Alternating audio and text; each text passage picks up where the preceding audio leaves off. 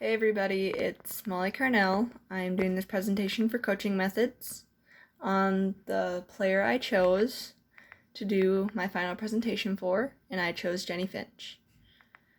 And for those that don't know who Jennie Finch is, you will find out throughout this presentation. First, I'm going to start off with a quote from Jennie Finch that I find very inspiring. So here it is.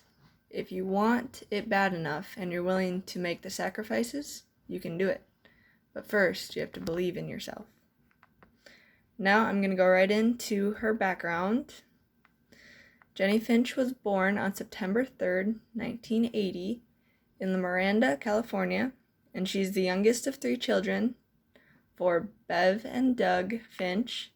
She has 2 older brothers, and she also credits her family for the success she's had, along with her teammates that she's had over the years.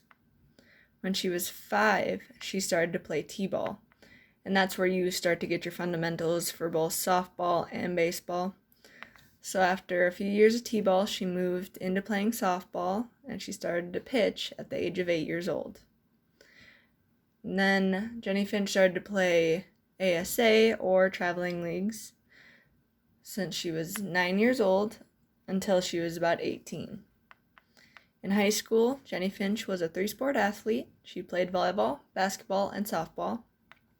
She graduated in 1998 from La Miranda High School. She earned a scholarship to play softball at Arizona University, where she majored in communications. Jennie Finch also played for Team USA in Olympic Games in Athens, Greece in 2004 and Beijing, China 2008. She played softball in those Olympic Games. Jennie Finch also married Casey Dongo, and they have 3 children together, Ace, Diesel, and Paisley. And there is a picture of them in the right-hand bottom corner. Jennie Finch also retired from playing softball in 2010. She still does clinics and stuff around the country to teach younger girls how to play softball and to improve their skills. The picture in the middle of this slide on the bottom is a picture of her in college playing for Arizona. And the picture in the left-hand corner is when she played for Chicago Bandits. Now we're going to move right into her ASA and high school successes. These successes are also that show the path that helped her get to where she is today. So since there are so many successes she had, I'm going to start off with some ASA success that she had. Like, she was a member of the national championship teams when she was playing 12 and under in 1993, 14 and under 1995, and 18 and under in 1997. Plus, she was a number 2 finish in 1998 and a 4th place finish in 1992. So she did very well all through ASA. Now I'm going to go on to some high school success she had. I'm not going to name all of them, but you can clearly see them if you would like to read them later. Her softball honors that she had, she was a 3-year team MVP award is what she won. She also won Suburban League MVP her final 2 seasons. And she was first team All-Suburban League for 3 years and All-CIF Division II for 3 years, and so on.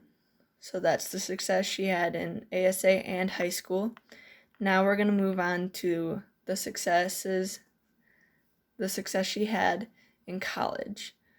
So she started to play for Arizona University in 1999, where she earned honorable mention All-Pac-10 and the NCAA Regional Most Outstanding Player. On here again, she had multiple successes in college, all 4 years, so I'm just going to name a few of them. The next one I'm going to name is her senior year of college. She received the Honda Award winner, the Honda Award.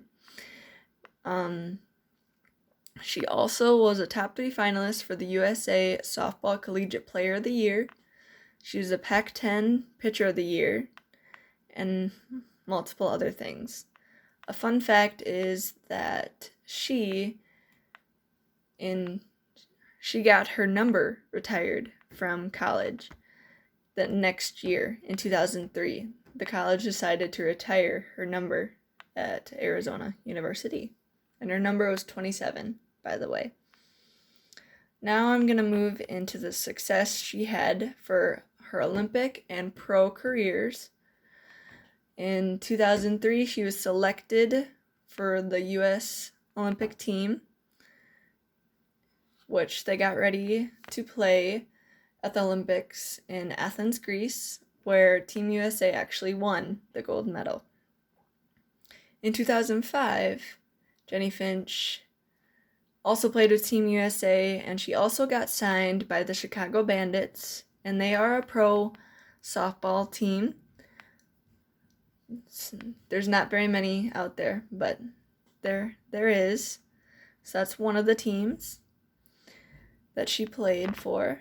She played with Team USA and the Chicago Bandits for the rest of her career. She never got traded anywhere else.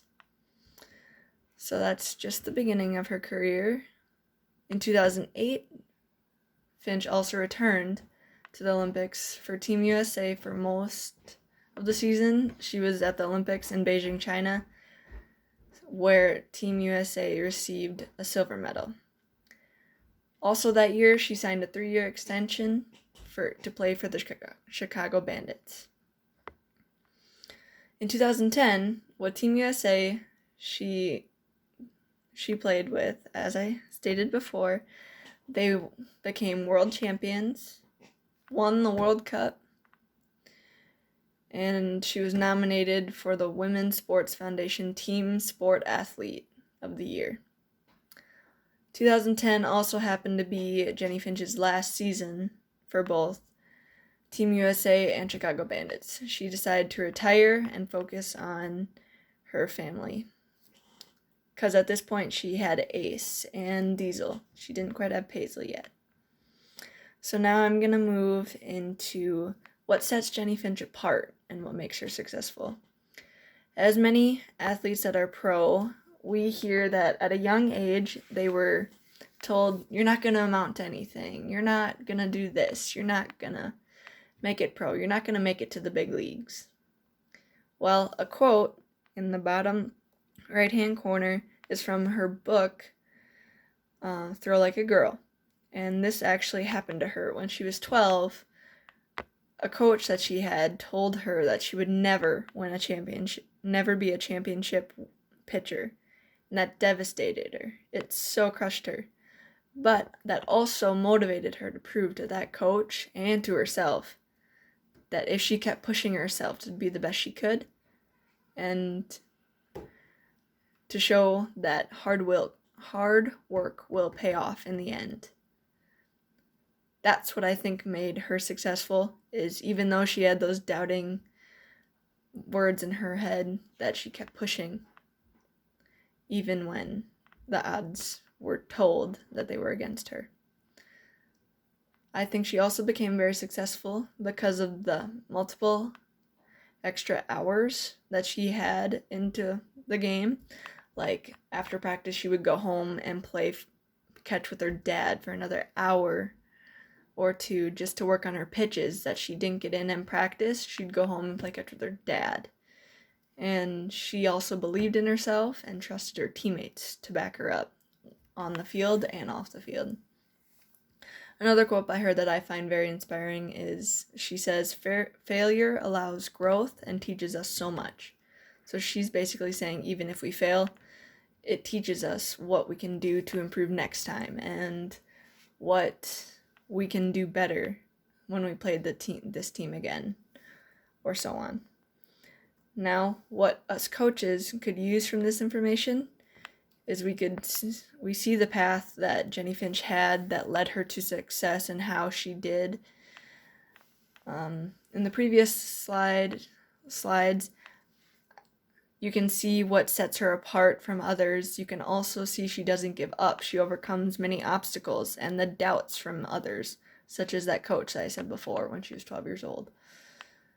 She also, you can see that she's very much a team player, because otherwise they wouldn't be nominating her for those MVPs, or they wouldn't speak so highly of her when they have interviews. So I'm going to finish off with a couple quotes of hers that I find also inspiring, along with the other two I had mentioned before. She says, I mean, I love winning, but losing is a much more intense feeling. So you feel that much more pride and stuff, that you want to do better next time. So you learn from that loss.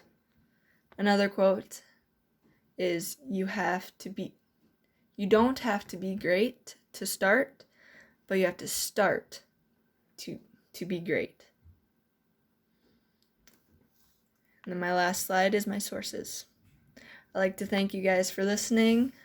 Hopefully you learned something new. All right. Thank you.